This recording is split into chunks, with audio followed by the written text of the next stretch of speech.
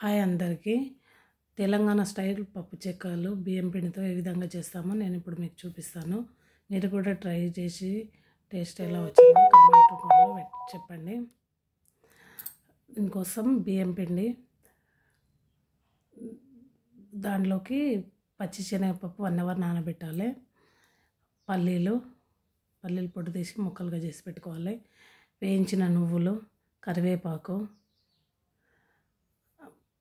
ఒక 10 వరకు పచ్చిమిర్చి, కొంచెం అల్లం ముక్క, ఉప్పు, పసుపు. దీంట్లో కారం పొడి ఏమి వేయకుండా చేస్తానండి నేను. పచ్చిమిర్చితో చాలా టేస్టీగా ఉంటుంది. పచ్చిమిర్చి, కరివేపాకు, అల్లం ముక్క, కొంచెం సాల్ట్ వేసి కచ్చపచ్చగా మిక్సీ పట్టేస్తున్నాను. ఆ మిశ్రమాన్ని ఇక్కడ పిండిలో కలిపేస్తాను.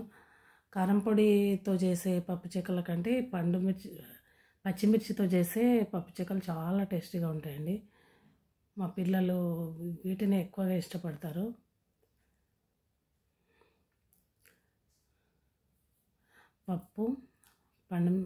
పచ్చిమిర్చి వేసిన తర్వాత శనగపప్పు, పల్లీలు, నువ్వులు వీటన్నిటిని ఈ పిండిలో వేసేసి కలిపేసేయాలి, మిక్స్ చేయాలి మొత్తం. పసుపు,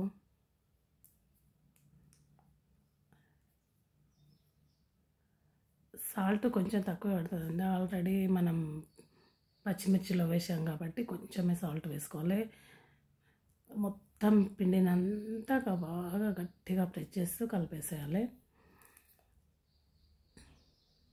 పచ్చిమిర్చి అన్ని పిండికి మంచిగా పట్టేటట్టుగా గట్టిగా ప్రెస్ చేస్తూ చేయాలి. కలిపేసిన తర్వాత 1 స్పూన్ వేయించిన నూనె, లేకపోతే డాల్డా, వెన్న కూడా వేయచ్చు.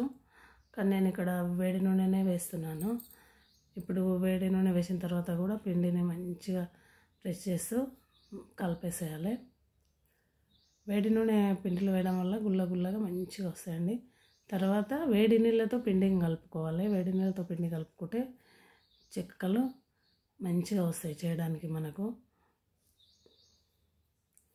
కొన్ని వాటర్ పోసుకుంటా మొత్తం ముద్దలాగా కలిపేసేయాలి. చూడండి ఇక్కడ ఎంత కలర్ఫుల్గా, ఎంత బాగా వచ్చిందో ముద్దలు. పిండి ముద్ద రెడీ అయిపోయింది. ఇప్పుడు చెక్కలను చేద్దాం. పిండి మరీ మెత్తగా ఉండొద్దు, మరీ ఎక్కువ గట్టిగా ఉండొద్దు. కొంచెం నూనె తీసుకుంటూ ఈ పిండిని చిన్న ముద్దలాగా చేసి పెట్టుకోవాలి. ఫస్ట్ చేసి పెట్టుకుంటే మనం చెక్కలు చేయడం చాలా ఈజీగా ఉంటుంది.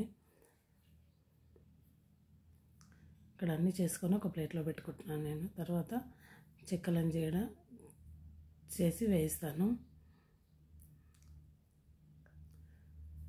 ఆయిల్ అంటించుకుంటూ చేస్తే పిండి మన చేతులకు అంటుకోకుండా ఫాస్ట్గా చేయడానికి వస్తుందని. ఇక్కడ ముద్దలు చేయడం మొత్తం పిండి కాకుండా కొంచెం వరకు ముద్దలు చేసి పెట్టుకొని మళ్ళీ పిండిని ఆరనివ్వకుండా దానిపైన ఏదైనా మూత పెట్టి పక్కకు పెట్టుకోవాలి. అప్పుడే చెక్కలు మంచిగా వస్తాయి. లేకపోతే పిండి అంతా ఆరిపోతే చెక్కల టేస్ట్ మారిపోతుంది. ఇక్కడ కొన్ని ముద్దలు చేసి పెట్టుకున్నాను నేను. ఇప్పుడు మిగిలిన పిండిని పక్కకు పెట్టేసి చెక్కలు చేస్తున్నాను. చూడండి ఇక్కడ